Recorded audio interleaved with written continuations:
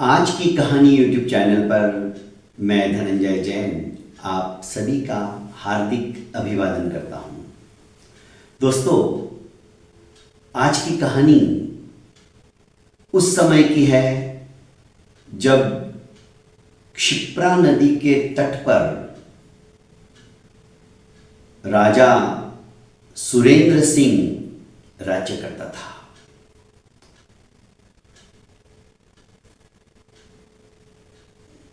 उसी नगर के सन्निकट उसी राज्य सीमा के अंतर्गत एक छोटा सा गांव था। वो गांव कुम्हारों का था और ज्यादा घर नहीं थे कुम्हारों के, मुश्किल से 8-10 घर थे। वहां पर मनोहर नाम का एक कुम्हार रहता था। यह मनोहर मन को हरण करने वाला, जैसा कि उसका नाम था, अपने काम से काम रखता था। कोई भी उसके दरवाजे के ऊपर आ जाता, साधु सन्यासी या और कोई मांगने वाला, तो मनोहर खुद भूखा रह जाता था, पर अतिथि सत्कार करना नहीं भूलता था। उसकी पत्नी तो उससे एक कदम और आगे थी। फलस्वरूप दोनों पति पत्नी का स्वभाव दयालुता से परिपूर्ण होने के कारण घर के अंदर धन का अभाव था, पर प्रेम का भरपूर अस्तित्व जमा हुआ था। जहां पर प्रेम और स्नेह होता है, वहां पर धन मायने नहीं रखता है, जिंदगी आराम से कटने लगती है। ठीक इसके विपरीत उसी का एक पड़ोसी, नाम था उसका मदन, वो एक नंबर का आलसी था। मनोहर के बिल्कुल विपरीत दिशा में चलने वाला। घर पे कोई आ गया तो उसको दुत्कार के फटकार के भगा देता था। रात को देरी से सोना, ख्याली पुलाव बनाना, सवेरे देरी से उठना। जब मनोहर के कम से कम 10-20 घड़े बन के तैयार हो जाते थे और खाने का समय होता था, तब कहीं जाकर ये मदन उठता था। मदन की पत्नी उसे बारंबार कहती थी कि तुम कितने निकम्मे हो, तुम्हारे हाथ में काम करने की ताकत नहीं है। देखो पड़ोसी मनोहर को और उससे कुछ सीखो। अरे कितनी मेहनत करता है, कितना परिश्रम करता है, और उसकी पत्नी भी इसी कारण से उसकी कितनी इज्जत करती है। और एक मैं तुम्हारी पत्नी होकर भी तुम्हें मुंह पे कहती हूं, टोकती हूं, क्योंकि तुम हो ही ऐसे। मदन को बहुत गुस्सा आता है अपनी पत्नी की बातें सुनकर। वो कहती कि तुम जिंदगी में कभी भी कामयाब नहीं बन सकते। जो आदमी समय की कीमत नहीं जानता है ना, समय भी उसकी कोई कीमत नहीं करता है।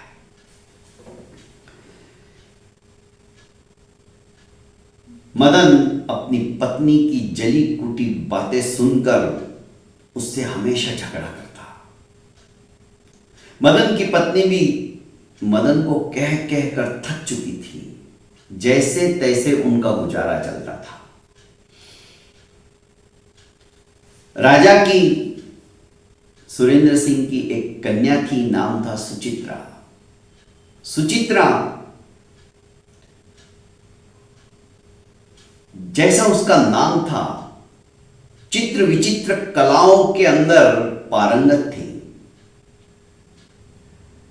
विविध चित्रों को अपने आंखों में संजोकर अपनी तुलिका से चित्रित करना कोई उससे सीखे। पर कहते हैं ना दोस्तों, हुनर जब आता है तो अहंकार भी साथ लेकर आता है। पर जो इस अहंकार के ऊपर विजय प्राप्त करके विनम्रता हासिल कर लेता है, सचमुच में जीवन में वो ही सफलता प्राप्त करता है।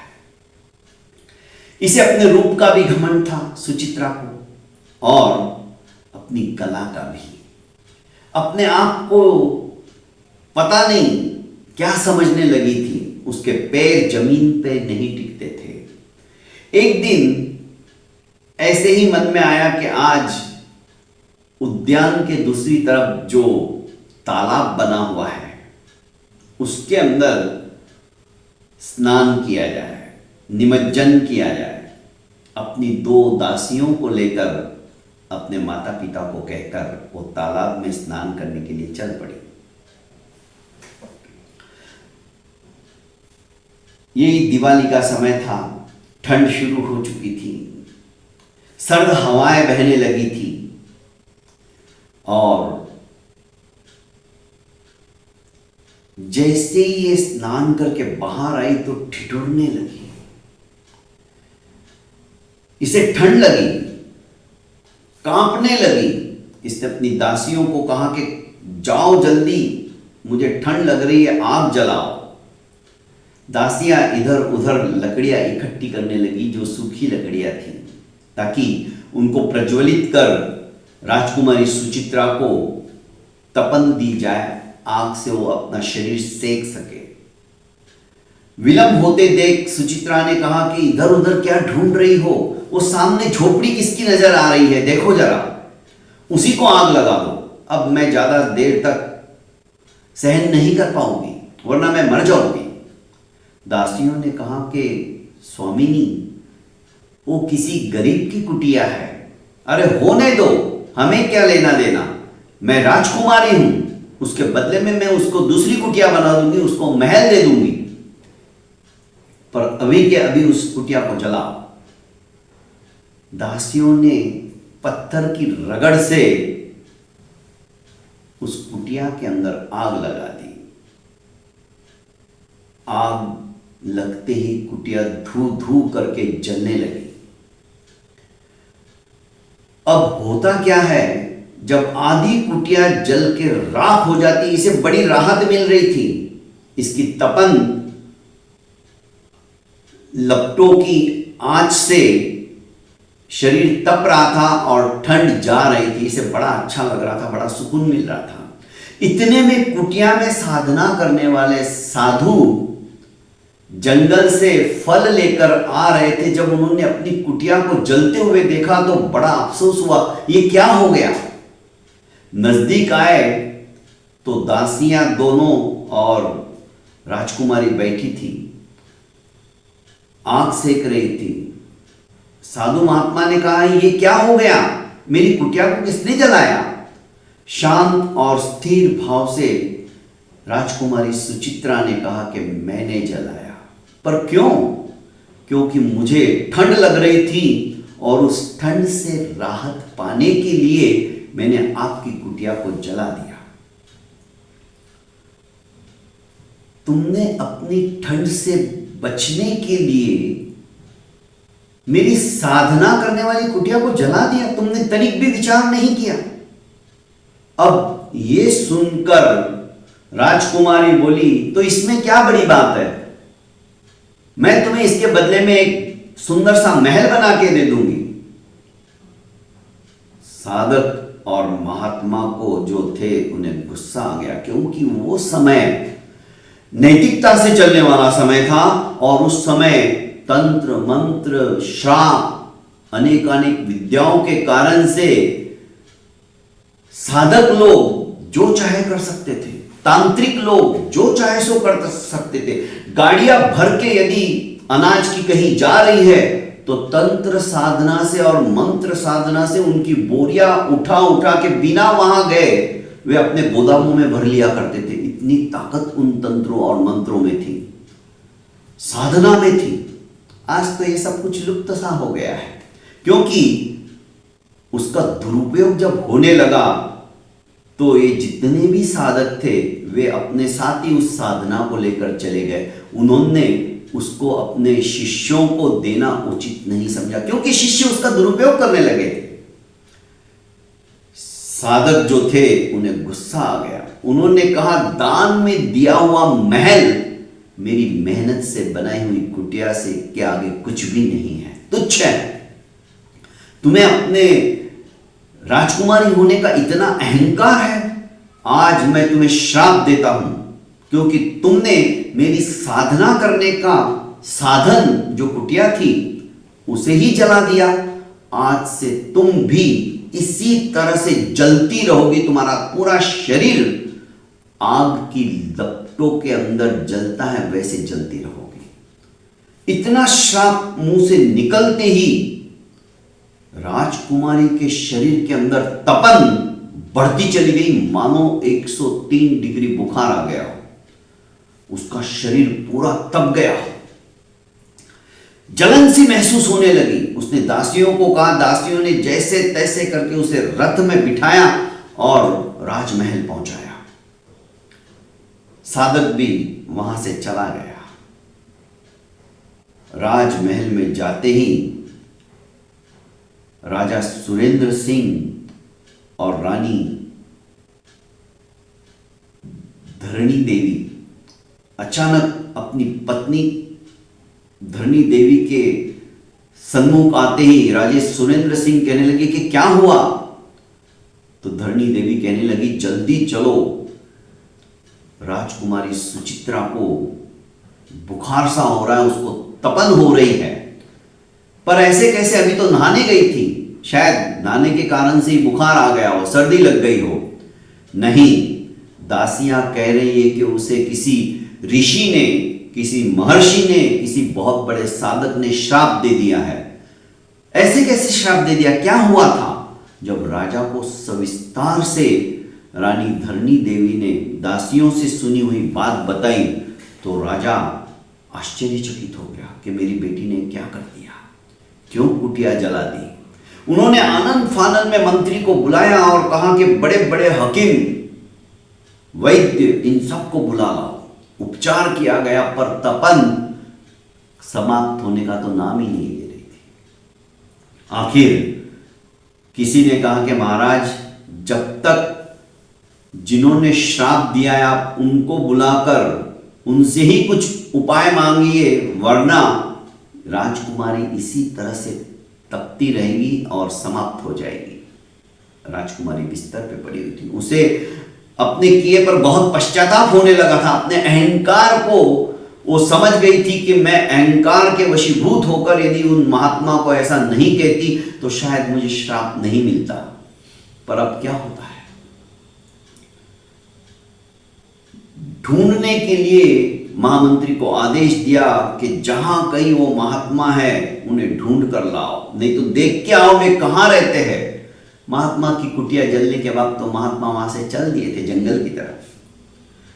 गुप्तचर महात्मा की खोज में ढूंढते रहे। एक महात्मा उन्हीं के राज्य की परिधि के अंदर एक पेड़ के नीचे बैठे हुए साधना कर रहे थे। महामंत्री को जब पता चला तो वो दोनों दासियों को लेकर पहुंचा और पूछने लगा, क्या ये वही महात्मा है जिन्होंने श्राप दिया था? वे ध्यानस्थ थे। दासियों ने कहा, हाँ ये वही है। महामंत्री तुरंत रथ में बैठकर दासियों के साथ राजा के पास पहुंचते और कहने लगते कि महाराज सुरेंद्र सिंह की जय हो, वे महात्मा मिल गए हैं। कहाँ हैं? बताया गया कि वे जंगल में हैं। राजा ने त्वरित आदेश दिया कि रथ को सजाया जाए और राजा स्वयं उन महात्मा के पास पहुंच गए।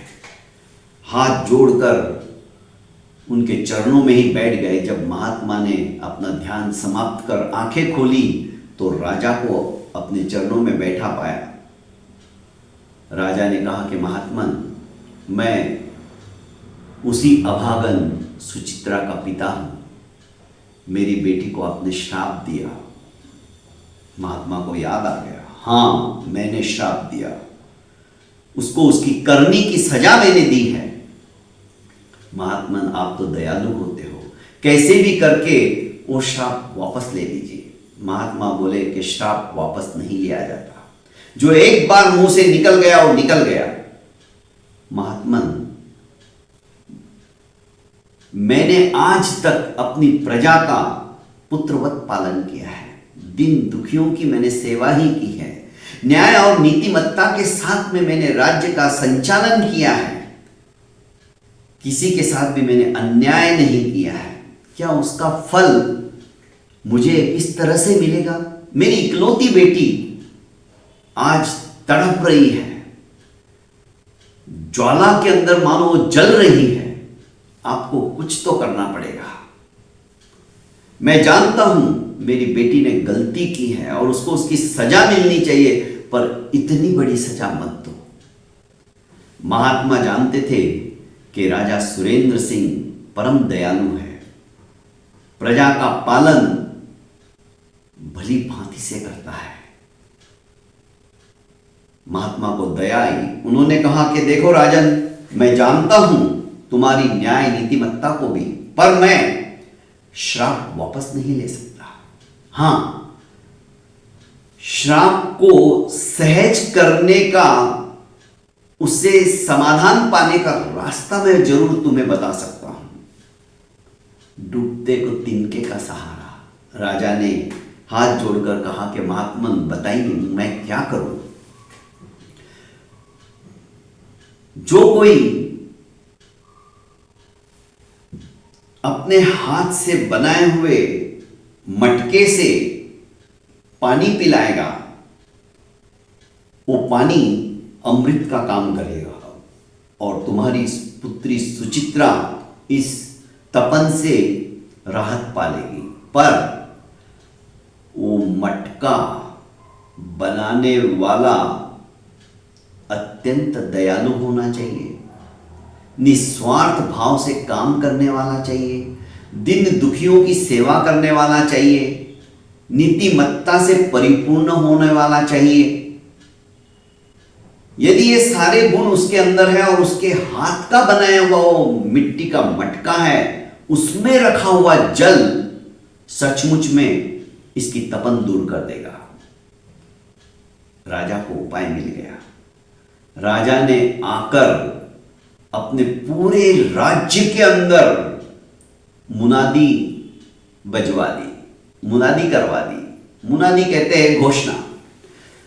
एक सेवक जाता है और नगाड़ा जैसा बजाता है जोरों से, और सुनो सुनो सुनो, राजा की पुत्री सुचित्रा अत्यंत ज्वलन महसूस कर रही है अपने शरीर में। जिसने किसी ने भी अपने हाथों से मटका बनाया है वो उसमें जल लेकर राज दरबार पहुंचो और सुचित्रा की पीड़ा का जो संवरण कर देगा, राजा उसको मुंह मांगा इनाम देने वाला है। कुम्हार लोग जितने भी थे उन्होंने सोचा कि चलो अच्छी बात है, यदि हमारे हाथ के बनाए हुए मटके से पिया हुआ पानी यदि राजकुमारी की तपन मिटा देता है तो और क्या चाहिए, मजा आ जाएगा, हम तो धनवान बन जाएंगे। इस गांव के अंदर भी मुनादी करने वाला आता है तो मदन और मनोहर इन दोनों उस मुनादी को सुनते हैं। मदन हंसी मजाक के लहजे में मुनादी करने वाले को कहता है, क्या राज दरबार में पानी की कमतरता आ गई क्या, जो हमारे हाथ के बने हुए मटके में पानी पिलाना चाहते हो? उसने कहा नहीं, राजकुमारी को किसी बहुत बड़े साधक ने, साधु ने, महर्षि ने श्राप दे दिया है और उस श्राप से मुक्ति तभी हो सकती है जब कोई इनामदार, इनाम पाने वाला ईमानदार व्यक्ति, जिसने कभी भी कोई गलत काम नहीं किया हो, जिसने अपने यहां पर ग्राहकों को भी लूटा नहीं हो, जो मेहनती हो, उद्यमी हो, परिश्रमी हो और दयालु भी हो, ऐसे व्यक्ति के हाथ का बनाए हुए मटके से यदि राजकुमारी पानी पिएंगी तो उसकी ये बीमारी दूर हो जाएगी। अच्छा, दोनों ने बात सुनी, मदन ने भी और मनोहर ने भी, और अपने अपने घर की तरफ बढ़ गए। पर मदन के दिमाग में एक योजना शुरू हो गई, क्योंकि धूर्त था। उसने सोचा यदि मेरे हाथ के मटके से मैं पानी पिला दूं राजकुमारी को और वो ठीक हो जाए तो राजा तो मेरे पर प्रसन्न हो जाएंगे, क्योंकि इकलौती राजकुमारी है, मुझे बहुत कुछ इनाम में मिल सकता है। पर कैसे करे। उसने ये बात आकर अपनी पत्नी से कही तो पत्नी ने कहा कि तुम एक नंबर के लेजी हो, आलसी हो, काम की तुम्हारे अंदर ताकत नहीं है। दयालु नाम सिर्फ हमने सुना है, दयालुता तुम्हारे अंदर बिल्कुल भी नहीं है। उठते ही तुम तो खाने के लिए मांगते हो, काम करने के लिए दूर दूर तक तुम बगले झांकते रहते हो। बड़ी मुश्किल से तुम पूरे दिन भर में 2 या 3 मटके बनाते हो। और मनोहर को देखो, 20-20 मटके वो एक साथ बना लेता है, इतनी मेहनत करता है। और उसके दरवाजे पर आए हुए को भी वो आराम से खिलाता है। हमारे तो खुद के ही खाने के लाले पड़ जाते हैं। तुम्हारे हाथ के बने हुए मटके से भला पानी पीकर राजकुमारी कैसे ठीक होगी। ये कुटिल हंसी हंसता है और कहने लगता है कि देखो मैं क्या करता हूं। उसकी पत्नी उसकी बातों पर ध्यान नहीं देती थी। ये रात में उठता है, प्रथम प्रहर में अपने घर का एक मटका बनाया हुआ लेता है और मनोहर के घर की तरफ बढ़ता है। मनोहर के मटके बिक जाने के बाद में कम से कम 15-20 मटके बचे हुए रहते हैं। उन मटकों को वो धीरे धीरे सबको फोड़ देता है, सिर्फ एक मटका रखता है शेष, और अपना मटका वहां पर रखकर मनोहर का वो जो मटका बचा हुआ था वो अपने घर पर ले आता है, उसमें पानी भर देता है। दूसरे दिन मुनाद बजाने वाला कहता है कि सभी कुम्हार अपने अपने मटके में पानी लेकर राज दरबार में पहुंचिए। आदेश की पालना करने के लिए मनोहर भी अपनी पत्नी को कहता है कि देखो आज तो सारे मटके भी फूट गए, एक ही मटका बचा हुआ है, और वो मटका लेकर पानी लेकर चल देता है। एक एक करके सारे कुम्हार राजकुमारी को एक एक घूंट अपने मटकों से, जैसे जैसे जिसका जिसका नंबर आता है, मंत्री उनके हाथ से मटका लेता था और राजकुमारी को एक घूंट पिलाता था, पर राजकुमारी की तपन नहीं मिटती थी। जब मनोहर की बारी आई तो सभी कुम्हार कहने लगे कि इसके जैसा ईमानदार कोई नहीं है, अब राजकुमारी इस पानी को पी के जरूर स्वस्थ हो जाएगी। पर राजकुमारी की तपन तब भी नहीं मिटी जब मनोहर के घड़े से पानी पिलाने के बाद भी उसकी तपन वैसी की वैसी रही। सभी कुम्हारों को बड़ा आश्चर्य हुआ, यह ऐसे कैसे हो सकता है, पर कोई कुछ बोला नहीं। हो सकता है। जब मदन की बारी आई तो मदन जानता था कि इस घड़े का पानी पीते ही राजकुमारी ठीक हो जाएगी, क्योंकि वो मनोहर को भी पहचानता था मनोहर कैसा है। और जैसे ही मंत्री ने उसके हाथ से घड़ा लेकर राजकुमारी को एक घूंट पानी पिलाया, परिवर्तन हुआ उसके शरीर में, तपन एकदम से मिट गई। वो चहक उठी और कहने लगी कि पिताजी मैं बिल्कुल ठीक हूं, मेरी तपन गायब हो गई। राजा ने भी हाथ लगा के देखा तो एकदम शांत, ठंडी। सभी राज दरबार में उपस्थित लोग खुश हो गए, मदन को सम्मान की दृष्टि से देखने लगे। मदन जानता था वो क्या है, पर सम्मान इतना मिल रहा था तो वो तो फूला नहीं समा रहा था। राजा ने आदेश दिया मंत्री को कि इसको उसी गांव के अंदर बहुत सुंदर महल बना के दो और 1000 स्वर्ण मुद्राएं अभी इनाम में दो, हमारी बेटी ठीक हो गई। मनोहर सहित काफी कुमार जो वहां पे आए थे सब अपने अपने घर के लिए रवाना हो गए। मनोहर ने अपने दिल पे कुछ नहीं लिया कि क्या हुआ होगा, वो बहुत भोला भी था। घर पे आया, उसने अपनी पत्नी से कहा कि इस तरह से मदन को सम्मानित किया गया, देखो हमारे नसीब, कोई बात नहीं।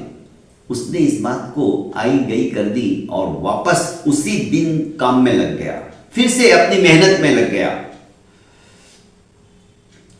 शाम को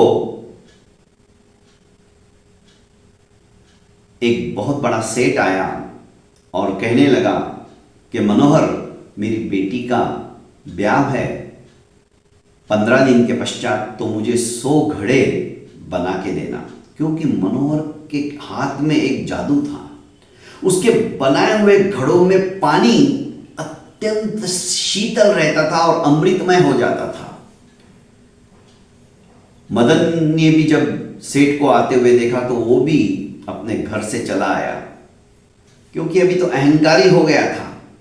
1000 स्वर्ण मुद्राएं मिल गई थी। उसने कहा, सेठ, अरे राजकुमारी भी मेरे हाथ के घड़े बने हुए घड़े से पानी पीकर स्वस्थ हो गई, फिर भी तुम हमारे यहाँ के नगर सेठ हो, तो मैं तुमको जितने 80 घड़े का मोल होता है उतने में ही मैं तुमको 100 घड़े बना के दे दूंगा, तुम मेरे यहां पे आ जाओ। सेठ ने कहा, नहीं, तुमने कैसे उस घड़े का पानी पिलाकर ठीक हो गई, हम सबको आश्चर्य हो रहा है। हमने भी सुनी ये बात आज दोपहर को ही, पर विश्वास नहीं हो रहा है। और मनोहर के हाथ के बने हुए घड़े, आहा, उसका पानी पीते ही अमृत जैसा लगता है। बात पैसों की नहीं है, तुम 80 घड़े के मूल्य के अंदर 100 घड़े बना दोगे।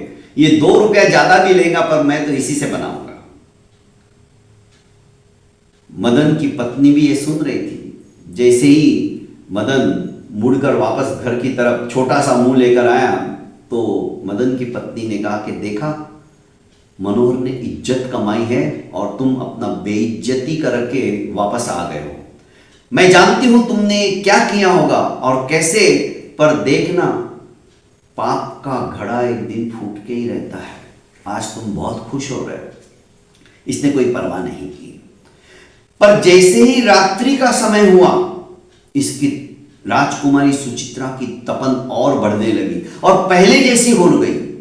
आग सी जल रही थी शरीर के अंदर। परेशान हो गई। उसने कहा कि पिताजी, मुझे फिर से वो हो गया, वो बीमारी वापस आ गई। राजा ने कहा, ऐसे कैसे हो सकता है? महात्मा ने तो कहा था कि जो सदाचारी होगा, जो सज्जन पुरुष होगा, जो दयालु होगा, जो मेहनती होगा, उसके हाथ के बनाए हुए घड़े से पानी की पीने के बाद में तुम स्वस्थ हो जाओगे। फिर तुम स्वस्थ भी हो गई थी, वापस दोबारा यह श्राप कैसे शुरू हो गया? ऐसे नहीं हो सकता है। रात को ही राजा उन्हीं महात्मा के पास पहुंचता है। महात्मा के पास आकर चरणों में नतमस्तक होते हुए कहता है कि महात्मन, आपके कथनानुसार मैंने ऐसे ही व्यक्ति के हाथ से बने हुए घड़े से पानी पिलाया, राजकुमारी ठीक भी हो गई, पर वापस अभी एक प्रहर भी नहीं हुआ है, उसकी तपन फिर से बढ़ गई। राजा ने कहा तो महात्मा को भी थोड़ा आश्चर्य हुआ, पर वे जैसे ही ध्यान मग्न हुए और अपनी दिव्य दृष्टि से उन्होंने देखा, क्या राजन, तुम विश्वास के साथ कह सकते हो जिस व्यक्ति ने जिस घड़े से पानी पिलाया वो घड़ा उसी ने बनाया था?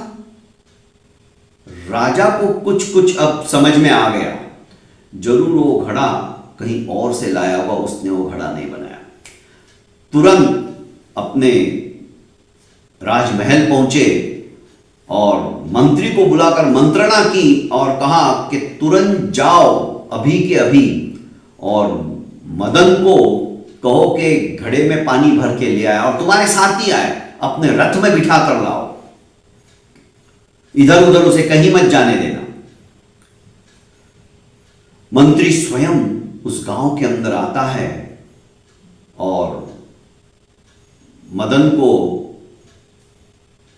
बोलता है कि भाई, राजा ने अभी के अभी तुम्हें तुम्हारे घर में जो घड़ा है तुमने अपने हाथ से बनाया हुआ, उसमें जो पानी है उसको लेकर बुलाया है, अभी आधी रात को। हाँ, राजा का आदेश है। मटका लेकर मदन रथ में बैठकर आता है। सुचित्रा राजकुमारी को जब वो उस घड़े से एक घूंट पिलाया जाता है पर तपन नहीं मिटती। राजा पूछता है कि मदन क्या बात है, उस दिन तो तुम्हारे बनाए हुए घड़े के पानी से तो राजकुमारी एकदम स्वस्थ हो गई थी और आज क्यों नहीं? तो महाराज मैं क्या जानूं? राजा की आंखें क्रोधाभिभूत होकर चिंगारियां निकलने लगी, लाल हो गई। आदेश दिया कि इसको 100 कोड़े लगाओ। सच सच बताना, उस दिन वो घड़ा किसका था? अब मार के आगे तो अच्छे अच्छे भूत भी भाग जाते हैं। मदन चरणों में गिर गया महाराज के और अपनी सारी गलती कबूल कर ली। उसने कहा कि महाराज मुझे माफ करना, ये घड़ा मनोहर का बनाया हुआ था, जो मैं उसके सारे घड़े फोड़ के आया था और मेरा घड़ा उसके वहां रख दिया था, और उसका घड़ा मैंने अपने यहां लाकर उसमें पानी भर के लेके आया था। राजा को सब समझ में आ गया। आनंद फानन में मंत्री को आदेश दिया, जाओ मनोहर को लेके आओ घड़े के साथ में, पानी के साथ में। मंत्री फिर से उसी गांव में आते हैं और मनोहर को उठाते। ब्रह्म मुहूर्त का समय हो गया था। इस बीच अचानक मंत्री को अपने दरवाजे पे देखकर मनोहर सकपका जाता है। पूछता है कि क्या बात है, आप इतने सवेरे सवेरे? हाँ, राजा का आदेश है, तुम्हारे हाथ से बनाए हुए उस घड़े में पानी है, अभी मेरे साथ तुम्हें राजमहल चलना होगा। मनोहर की पत्नी कहती कि मैं भी चलती हूं। मनोहर की पत्नी भी साथ हो गई। मदन वहीं पे खड़ा था। जैसे ही राजा ने मनोहर के घड़े से पानी अपनी पुत्री सुचित्रा को पिलाया, सुचित्रा तो उठ बैठी। हाँ पापा, हाँ पिताश्री, मैं बिल्कुल स्वस्थ हो गई हूं। मनोहर को कुछ समझ में नहीं आ रहा था कि उस दिन मैंने पिलाया था पर आप स्वस्थ नहीं हुई, और आज कैसे क्या स्वस्थ हो गई? महाराज, ये क्या पहेली है? तब राजा ने कहा कि मनोहर, तुम्हारा ये जो पड़ोसी है ना, ये 1 नंबर का धूर्त है। मुझसे इनाम पाने के लिए और पूरे राज्य में इसकी वाहवाही हो जाए, इस बहाने से इसने उस रात को तुम्हारे सारे घड़े फोड़ दिए थे। अब मनोहर को याद आया। हाँ, और वो सोच रहा था कि आंधी तूफान आई होगी और घड़े फूट गए। एक ही घड़ा बचा था। अब सब कुछ मनोहर के समझ में आ गया। राजा ने कहा कि अब जो महल तुम्हारे गांव के अंदर बन रहा है उसमें तुम रहोगे, और मदन से कहा कि तुम्हें तो मैं कड़ी से कड़ी सजा देता हूं, और ये 1000 स्वर्ण मुद्राएं भी तुम मनोहर को दो। 1000 स्वर्ण मुद्राएं देने की बात राजी हो गया, पर महाराज मुझे सजा मत दो। हाथ जोड़कर गिड़गिड़ाने लगा। मनोहर को दया आ गई। मनोहर ने कहा कि महाराज, मुझे धन की अपेक्षा नहीं है, आप सचमुच में मेरे पर प्रसन्न हो तो इसे कड़ी सजा मत दीजिए। ये भी गरीब कुम्हार है, ठीक है, इससे गलती हो गई, पर गलती सुधारने का मौका भी यदि हम नहीं देंगे तो कैसे चलेगा? राजा मनोहर की दयालुता देखकर गदगद हो गया। जो आंखें कुछ क्षण पहले आग बरसा रही थी, उन आंखों के अंदर पानी आ गया, और कहने लगे कि मनोहर, तुम्हारे जैसे सज्जन पुरुष ही इस धरा के ऊपर होने के कारण से ये धरती आज टिकी हुई है। जैसा कि महात्मा ने कहा था, कोई दयालु, ईमानदार, दीन दुखियों की सेवा करने वाला, ऐसा कोई अपने हाथ से मटका बनाकर उस जल से मैं पानी पिलाऊं तो ये राजकुमारी ठीक हो जाएगी। और तुम सचमुच में अत्यंत दयालु, तुम्हारी दयालु तो मुझे यही दिखाई दे रही है। अरे, जिसने तुम्हें नीचा दिखाने की कोशिश की, जिसने तुम्हारे साथ धोखा किया, जिसने तुम्हारे सारे मटके फोड़ दिए, उसके ऊपर तो तुम्हें और ज्यादा गुस्सा आना चाहिए था, पर तुम उसके लिए भी सजा देने के बजाय उसे सजा से मुक्त करने का वरदान मांग रहे हो। सचमुच में तुम्हारे जैसा इंसान नहीं कोई। भगवान के ही तुम अवतार हो, भगवान के ही तुम कोई रूप हो। राजा गदगद हो गया और राजा ने 100 कोड़े का आदेश दिया कि इसको तो मैं नहीं छोड़ूंगा, इसको 100 कोड़े कम से कम लगाए जाए, ठीक है, मैं इसे ताउम्र कैद में रखने वाला था, पर मनोहर के कहने से मैं इसको वो सजा टालता हूं, पर 100 कोड़े इसको सबक सिखाने के लिए तो बहुत जरूरी है। राजा ने उसे शिक्षा दिया और मनोहर को 1000 स्वर्ण मुद्राएं और उसके लिए बहुत सुंदर महल बनाकर वहां पर दिया। कहने का अभिप्राय है दोस्तों, जो व्यक्ति अपनी नीतिमत्ता के साथ में चलता है, भगवान देर से ही सही उसको उसका फल जरूर देने की व्यवस्था कहीं ना कहीं से करता ही है। और आज मनोहर सचमुच में लोगों के मन को हरण करने वाला बन गया, अपने नाम को उसने सचमुच में चरितार्थ कर दिया। बहुत बहुत धन्यवाद दोस्तों।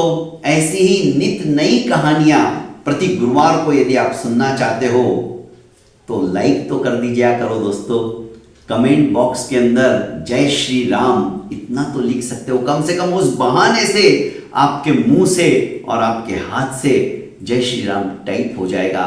और दोस्तों, ज्यादा से ज्यादा अपनों को ऐसी कहानियां जो कि जीवन में कुछ ना कुछ निर्माण की ही बातें करती है, आप फॉरवर्ड करने की कोशिश कीजिए, शेयर कीजिए। बहुत बहुत धन्यवाद।